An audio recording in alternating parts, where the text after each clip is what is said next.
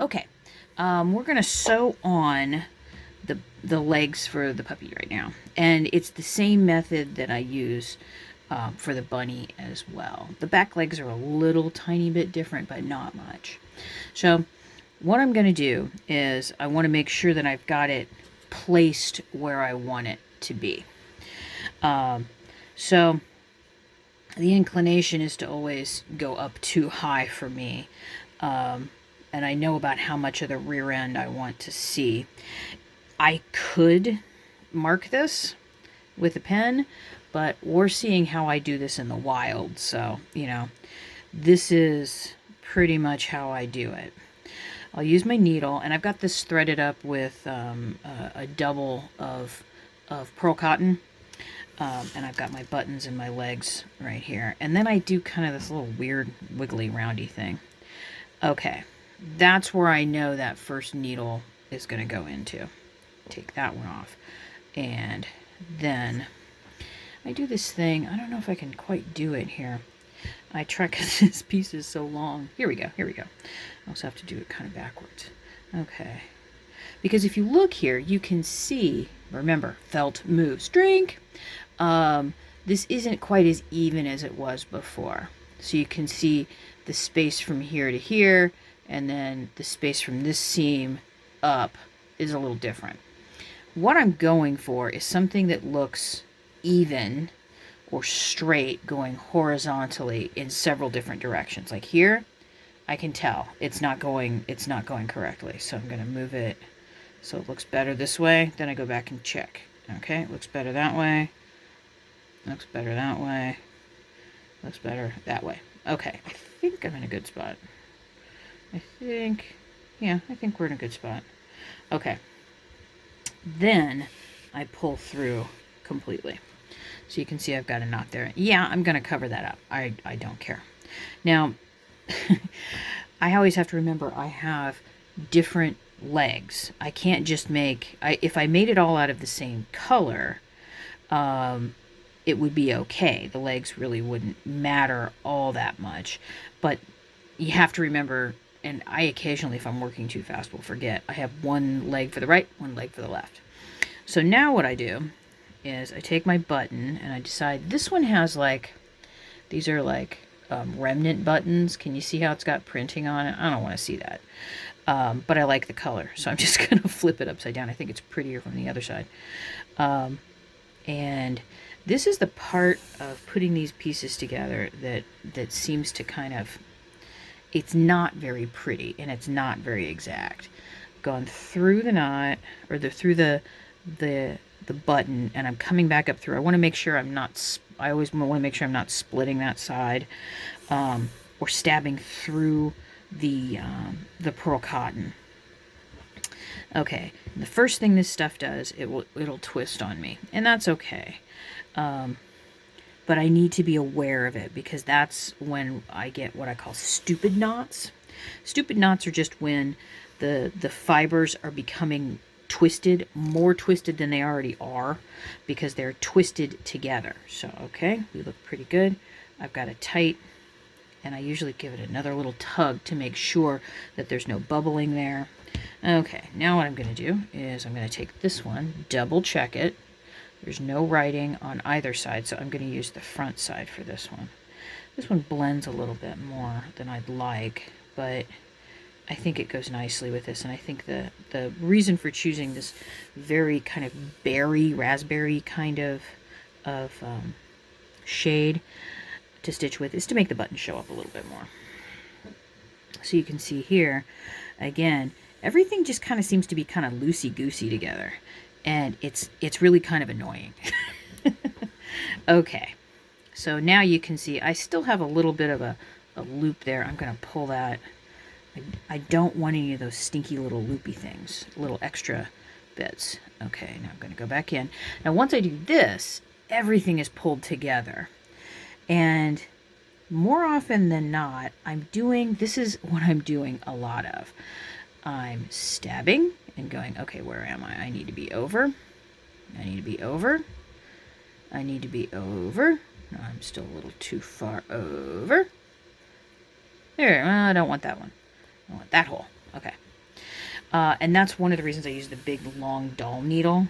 This isn't the longest dull needle I own, but it works comfortably for this one because it goes all the way through the body with enough on either side that I can grab it. Okay, now at this point, I stop and do a fit check. Are the legs kind of lining up on the bottom so all of the legs are hitting the floor? They are. So then you can see I'm starting my first cross here. Flip it around. And there are times, like, look at that. I like stab way over on the other side.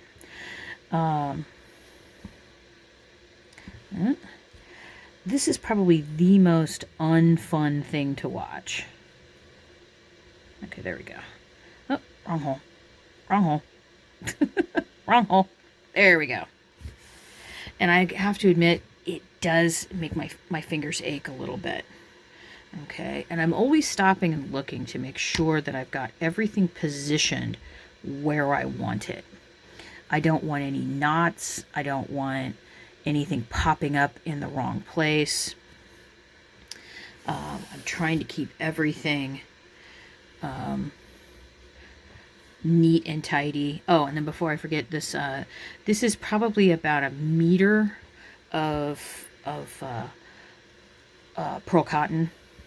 Now, the thing that I've noticed, which I think is kind of interesting, is that once I go back and forth a couple of times, it gets a little easier. And you can see I keep moving it around because I'm like, okay, I can stab here, I can stab here.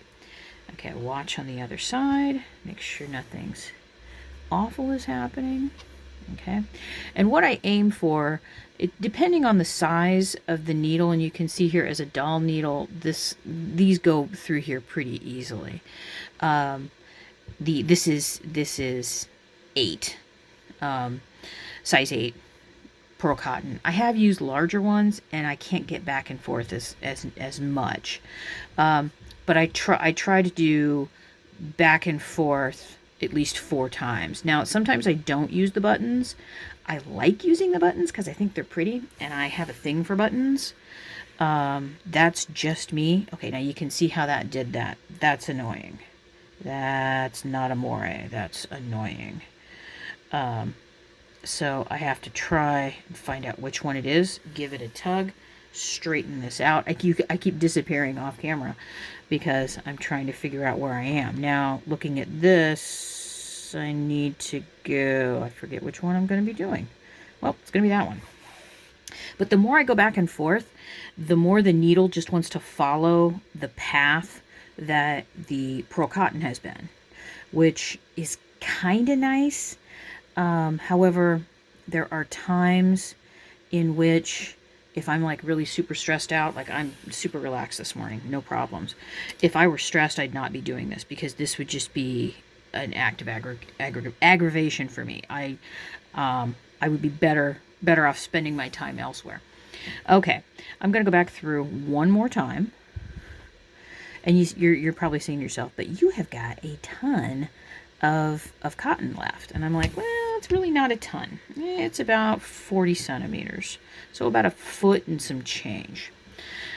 Foot and a half. Okay. Now here's where things get really interesting. I've got to go back through here, but I got to aim for this little tight wedgy piece right here in her little crotchal area. So, and yes, I just did say crotchal. And you can see where those stitches are. So I'm aiming for it. I'm not hitting it. There we go. And this is one of the reasons I use this big needle. And I try to go slow because, yes, I have jammed my hand with a needle before. So now I've got this here. And what I do, I've taken and I loop around once, loop around twice,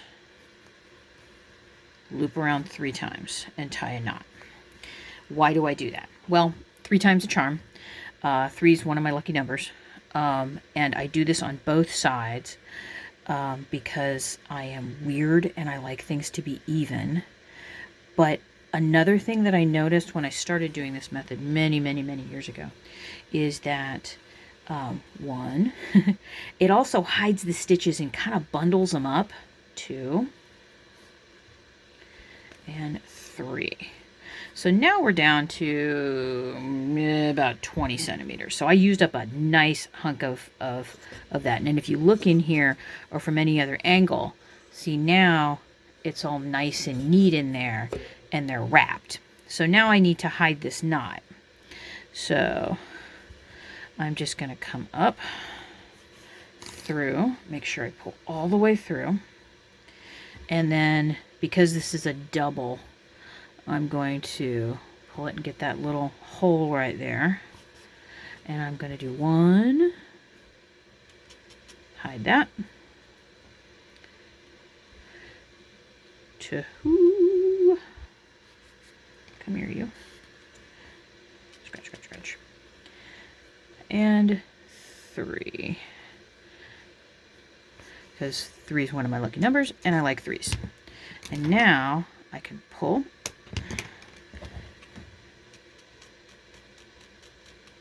And now Puppo has 2 back legs. And then I'll add the front 2, and then bada bing, bada boom, Puppo's got legs.